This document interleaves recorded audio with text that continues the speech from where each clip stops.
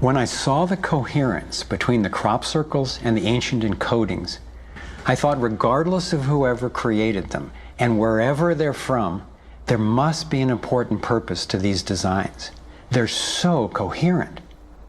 I've come to believe that the pattern of the torus and the vector equilibrium, especially in the form of the 64 tetrahedron crystal, is showing us how energy works in the universe so that we can learn to align with it. I believe that they're giving us a model for accessing energy in a clean, safe, and limitless way, and a new means of propulsion. What more important message could there be to get to us, and especially now, from their perspective, as we're beginning to extend our careless reach beyond our planet? I got further confirmation of this notion when I met Dr. Jack Kasher, a former professor of physics at the University of Nebraska, who has also researched UFO phenomena. Presenting at a Sequoia symposium, Dr. Kasher showed a remarkable series of drawings by a woman named Lane Andrews, who claimed to have been invited onto an extraterrestrial spacecraft. I was startled to see her detailed sketches of the toroidal energy field that she said propelled the vehicle and protected the passengers. I subsequently interviewed James Gilliland. James has many hours of UFO footage from his ranch near Mount Adams in Washington State. He also claimed to have gone on board an alien spacecraft. What blew my mind was that he had never met Lane Andrews and had no knowledge of her experience, yet he described a phenomenon that was amazingly similar: numerous ships with spinning rings of light. Could it simply be coincidental that James and Lane described the same torus dynamic, and that both of these people have been harassed extensively by government and military agencies? To some, the idea of UFOs may sound crazy, and yet from another perspective, it is completely plausible. The Earth is about 4.5 billion years old. That's 4,500 million years old. What if there's another planet that's almost exactly like us? Almost exactly. 4,501 million years old. They're a million years ahead of us. And on a galactic scale, they're almost our twin brothers. So where are we going to be in a million years? We'll have solved all these problems, and there's another way, whether it's wormholes or warping space. There's got to be a way to generate energy so that you can pull it out of the vacuum. And the fact that they're here shows us that they found a way. This is a major shock to the human system that is in process. I understand why people in our generation, people who aspire to positions of political leadership, etc., never dare go near that question, because it's a worldview challenge. It's a fundamental worldview challenge. So here we are, a relatively immature species struggling with possible self-destruction. If aligning with the torus does hold the key to a new form of clean, safe energy access, imagine the implications. This could be the most important technology breakthrough of our times. So who wouldn't want to have an energy source that's unlimited and freely available? That turned out to be a key question, and that's what led me down the next rabbit hole.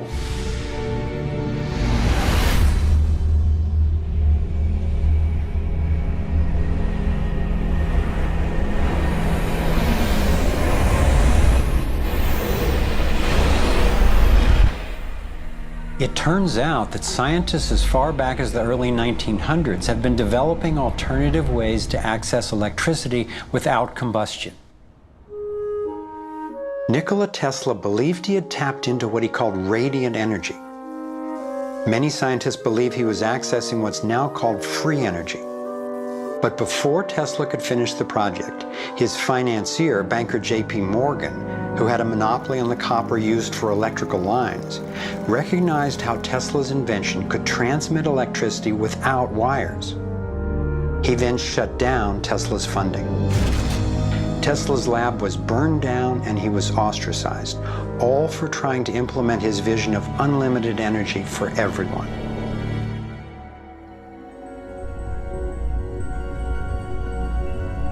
A modern-day inventor, Adam Trombley, was inspired by Tesla's work and by the possibilities of the torus. Trombley built a dynamo, a direct current generator that accessed electrical power right out of the air. We were trying to demonstrate that by mimicking the magnetic field of a planet and rotating this device, we could actually create a dynamo that would work. And in fact, it did work, and it does work.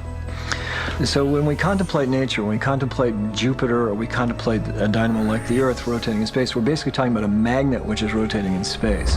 And the lines of flux of the magnet are pouring down and through in this toroidal pattern of the magnetic field. It's also expanding and contracting. It's breathing. It's taking in the energy of space literally and transforming it. Right here in this toroid, we have enough energy to transform the entire Earth. And that's not just a theoretical statement, it's literally true. To contemplate the implications of this means that every single place on Earth suddenly has power. Every single person on Earth suddenly has power. We have universal abundance. Trombley had been invited to demonstrate one of his generators at the United Nations and the US Senate. But these events were undermined by the first Bush administration. Then the device itself was taken in a government raid. Trombley's experience isn't unique. Almost every time I found an inventor with a promising new technology in the field of free energy, he told a similar story of suppression. Inventor John Bedini began working with Tesla's theories of radiant energy decades ago and has produced an assortment of battery charging devices that generate more energy than it takes to run them. He announced that he was going to start offering them at low cost. Soon after that, he was attacked in his lab and warned not to produce the devices. For his own safety, he had to let go of marketing free energy. These are all devices from labs I personally visited.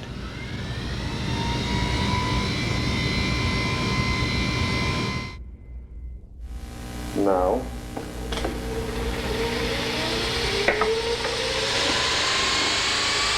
Now, the quality of this footage is obviously poor, and I'm not expecting this to convince you. My point is that being there with these inventors, accompanied by experts, and seeing these new energy devices in operation convinced me that the technology is real. And the implications of that to me are absolutely thrilling. Canadian John Hutchison not only created some free energy batteries, but also used Tesla's theories to counter gravity, to make objects float. This could revolutionize the field of propulsion. His lab was raided and equipment was taken by police and government officials in 1978, 1989, and again in 2000. One of the scientists we were going to interview for this film was Dr. Eugene Malov, an engineer from MIT and Harvard, and editor of Infinite Energy magazine, which covers both theoretical and technological developments in the new energy field.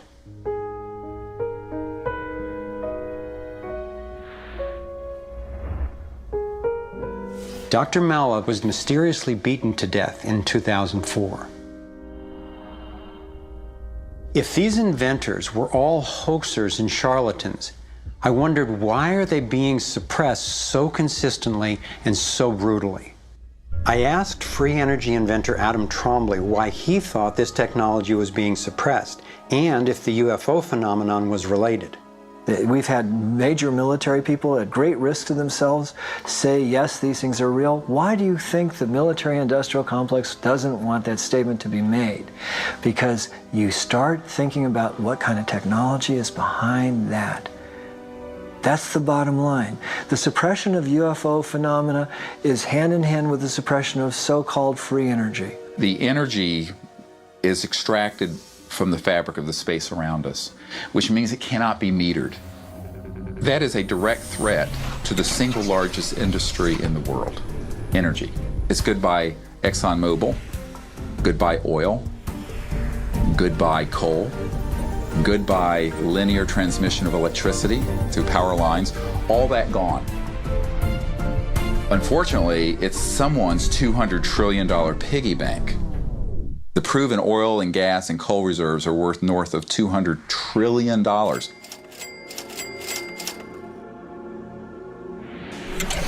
This information coming out would completely change geopolitical power more than anything since, well, in recorded human history. And it would happen in a generation. I started to examine the breakthrough solutions, and much to my surprise, these concepts have been proven in hundreds of laboratories throughout the world, and yet they have not really seen the light of day. Rather than smashing things together and trying to control the explosion, these new technologies rely on blending, of dancing with what naturally is. The common denominator of all the free energy devices I've seen is that they mimic in one way or another the torus energy shape. You don't have to believe in free energy technology to be concerned about the repression of ideas and inventions.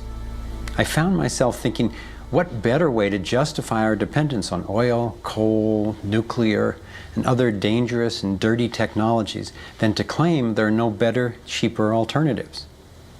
It was my beloved wife and creative partner, Kimberly, who kept bringing me back to the human implications of my scientific research. For me, as intriguing as the torus and ETs and free energy are, the most compelling question was, would understanding these things really help alleviate human suffering in any way? And it turns out it can. So much of the pain on the planet has to do with the lack of access to energy. Can you stay warm? Can you get food and water? Can you get hospital care? All that has to do with energy access. If there is a fundamental pattern, which makes sense to me that evolution would be efficient in that way, and we can align with that pattern to create new technologies that will solve these problems, then it's worth it to me to open my mind to these socially taboo subjects. If the new energy technologies were to be set free worldwide, the change would be profound. It would affect everybody. It would be applicable everywhere. These technologies are absolutely the most important thing that's happened in the history of the world.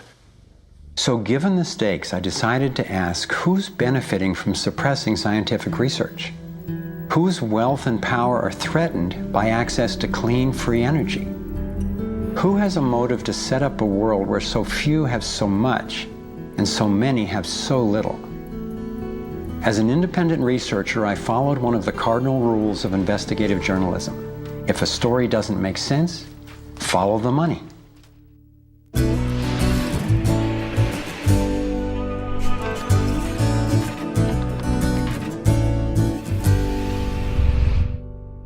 Our being dependent on oil ensures that energy corporations continue to reap phenomenal profits. I see them committing huge resources to undermine energy alternatives, to control global reserves, and to maintain high oil prices. They have enough money and influence to suppress anything that might threaten their monopoly. So who's behind the huge energy corporations? The Rockefellers' oil empire got started in 1870 when John D. Rockefeller founded Standard Oil and became America's first billionaire. Standard Oil has since morphed into ExxonMobil and others. And the Rockefellers control our food as well. They were primarily responsible for the global shift to large-scale petroleum-based agriculture.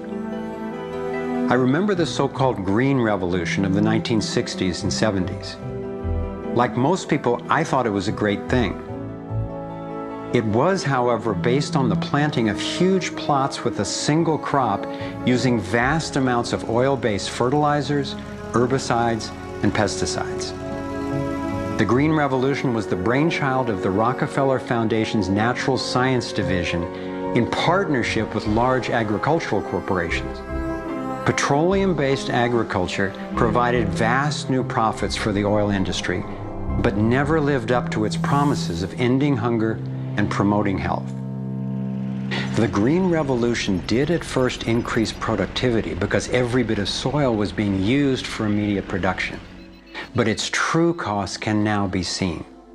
Taxpayers pay billions in subsidies to giant agribusiness corporations. Small family farms have all but disappeared. Biodiversity is destroyed.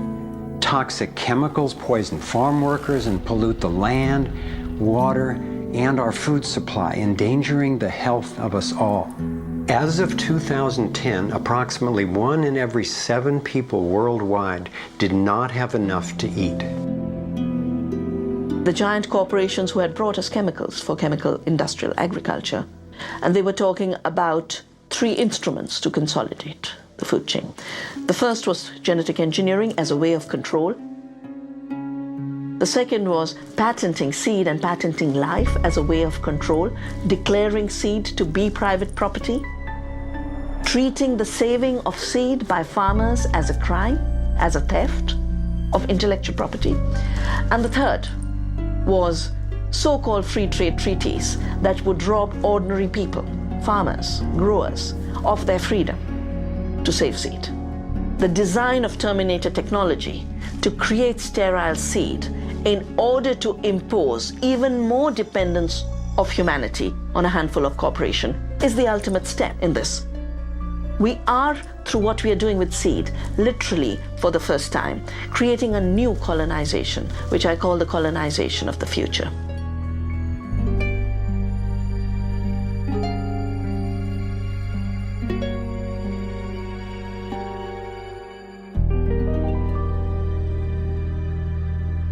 So in 2 crucial areas, energy and food, the same elite banking families and their corporations have taken control, and the consequences have been devastating.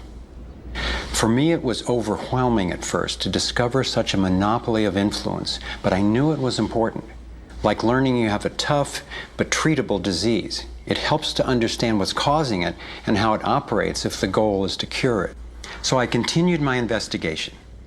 If oil and food are controlled by the big banking families, where else does their influence show up? As I followed the money, I began to see this same pattern of control in just about every area of our lives. And I always found the same families in charge, either directly through their banks and corporations or indirectly through their major foundations. Again, it was the Rockefellers who created the National Education Association with help from the Carnegie Foundation and later from the Ford Foundation. What the captains of industry wanted from our schools was an obedient and docile workforce who would be manageable employees and eager consumers. Schools are to establish fixed habits of response to authority. That's why it takes 12 years. You're to respond reflexively when anyone in a position of authority tells you what to do. Like education, health is yet another area dominated by big money and corporations. The American Medical Association, for example, is largely funded by the Rockefellers, who use their funding to influence AMA research and decision-making. The average MD in 4 years of medical school takes 1 course in nutrition, 2.5 hours in many cases, and the materials used, the curriculum materials, are supplied by the National Dairy Council and the National Livestock and Meat Board and other industries, including the Sugar Association, with products to sell that actually undermine our health in the first place. Unfortunately, the way the system of medicine is set up, medical education is primarily funded by pharmaceutical companies. So there's a motive to make and sell as many drugs as possible. It's also a very time-effective way of making money for the physician, for the pharmaceutical company, for the whole medical establishment. But it's really perpetuating the problems it was meant to alleviate. Side effects may include nausea, dry mouth, and constipation. Decreases in white blood cells, which can be serious. Sexual side effects, diarrhea, nausea, and sleepiness. Can lead to coma or death. How far will these forces go to make a profit? Would they actually suppress cures for diseases the way they've suppressed free energy technology? Sadly, my research has shown me the answer is yes. One well-documented example is the case of Dr. Royal Rife. In the 1920s, Dr. Rife invented the most advanced microscopes of his time. He also developed a new technique he called coordinative resonance, which was apparently able to destroy cancerous tumors as well as viruses.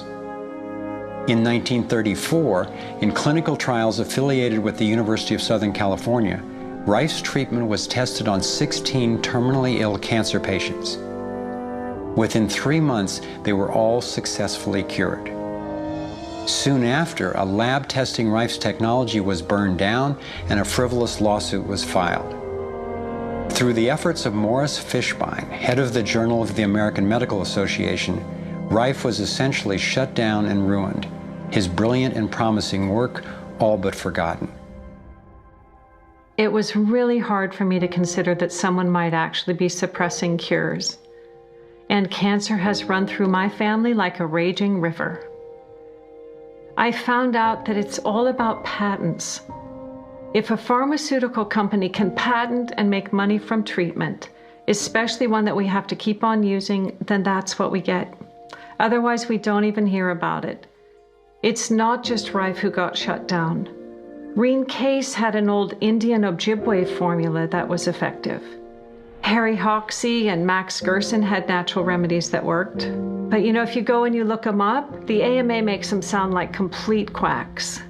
And that's where following the money has been so helpful, because the same powers who control the AMA and their research and funding control the pharmaceuticals. So there's a multi-trillion-dollar